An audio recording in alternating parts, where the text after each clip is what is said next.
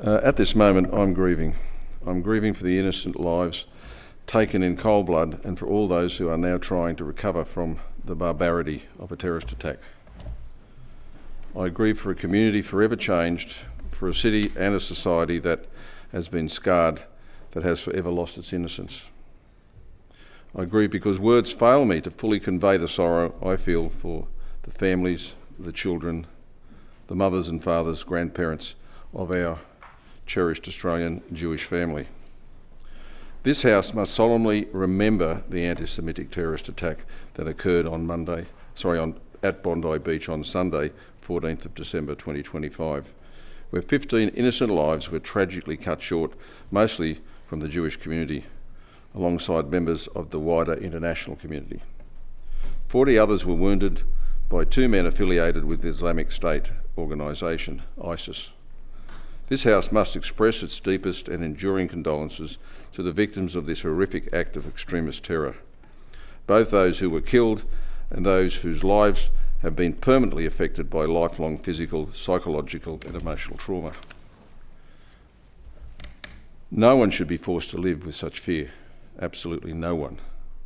The terror does not end with physical injury. Those present endured unimaginable fear that will haunt them indefinitely. Families live with ongoing anxiety, witnessing their loved ones bear pain, relive trauma and face uncertain recovery. Across New South Wales, communities feel the ripple effects, the unsettling awareness that such deliberate cruelty can strike anywhere and at any time.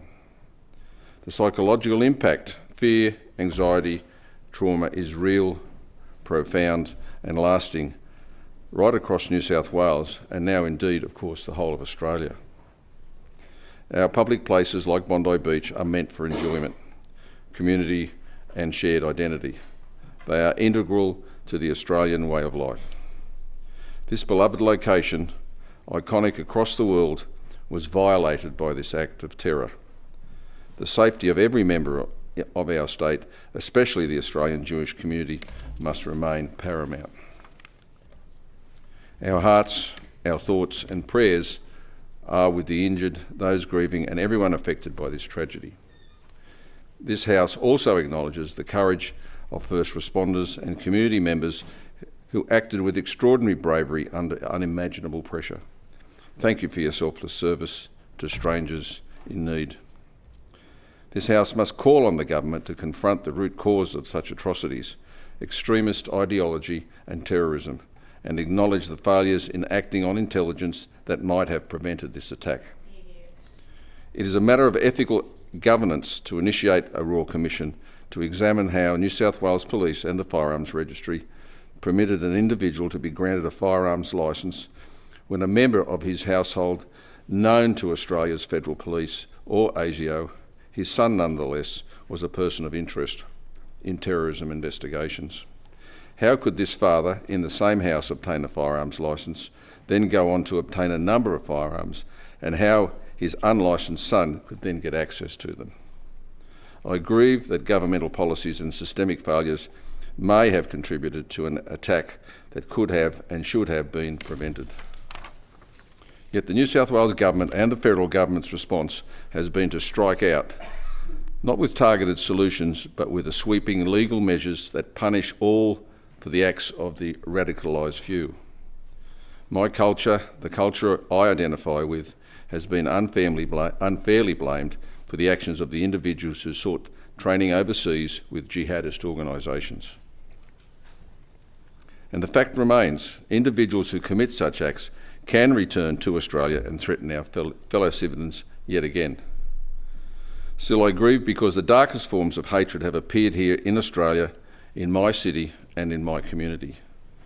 I grieve because I feel powerless against government failures, because innocent people have suffered due to bureaucratic inadequacy and possibly government policy and direction. Why? But from grief we must find purpose. We must work together to support one another and navigate these dark times. From grief must arise resolve to confront hatred, to safeguard our children and grandchildren, and to protect the Australian way of life that we all cherish. I reflect on my father, a Polish Holocaust survivor who's arrived in Australia, a land of sun and promise.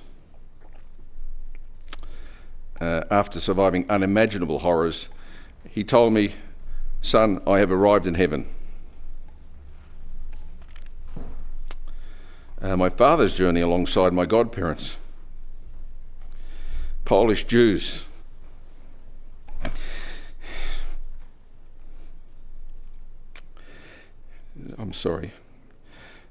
who endured and survived Nazi Europe and sailed with my parents on the Volendam from Amsterdam to a new life here in Australia.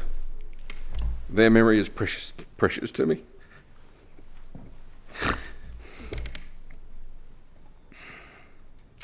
Like many, I am still trying to comprehend this atrocity, still seeking words to articulate the depth of my emotions. As members of this Legislative Council, we hold the responsibility and the power to make this place heaven again. We must resist being dragged down together. We must restore the bright, sunny, beautiful Australia we know and love.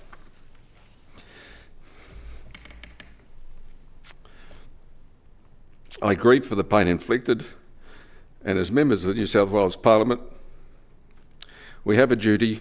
We must ensure never, ever again shall such a tragedy occur on our soil.